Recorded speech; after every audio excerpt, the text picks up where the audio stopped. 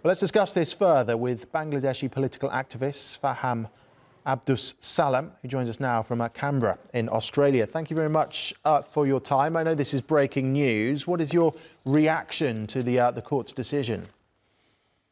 Thanks for having me.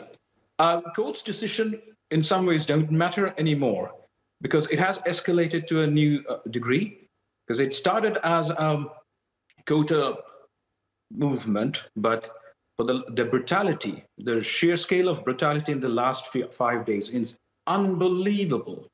So I don't think it matters anymore to the protesters and the students that what happens to the quota movement.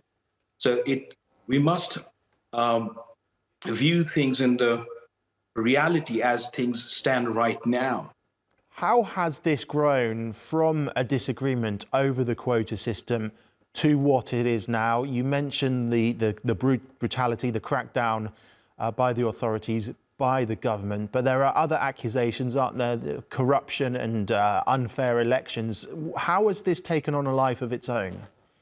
Absolutely. I mean, this is in layman's term, is an illegitimate government. They have rigged 3 national elections.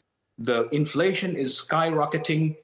There are no jobs. I mean, you can't view things as just for quota movement because the underlying factors are quite stark. And one of those being there are no jobs in the market. The inflation is skyrocketing and people are very angry. There is no way. The judges are stooges. And police brutality, as you've seen, it's just unthinkable. We have never witnessed such scale of police brutality in last 50 years. So yes, the underlying conditions are very, very bad for Bangladeshi people. And that's why we are seeing such an escalation of violence. If we do focus on the quota system, which was the original cause of these current protests, do you have any sympathy with the argument that the veterans who fought against Pakistan, that they need to continue to be honoured in some way?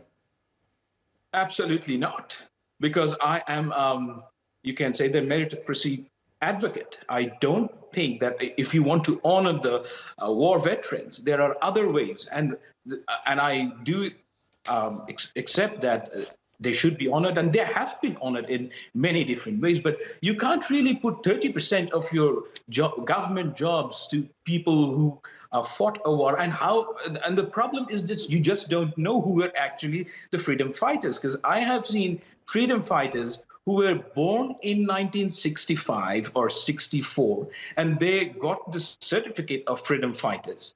So it's a scam, and it's a scam at a large scale. And if you think at the beginning of the, right after 1971, the officials the number was 30 to 40,000 freedom fighters. Now, after 50 years, the number has risen up to probably 10 times. So this is not what it seems. And it's a byword for filling party men and loyalists to the government jobs. That's what's happening for the last 4 or 5 years. So yeah, to answer your question, yeah, there needs to be some way of honoring the war veterans, but not allocating grandchildren to these coveted jobs. Faham Abdus Salam, thank you very much for your time. Thank you.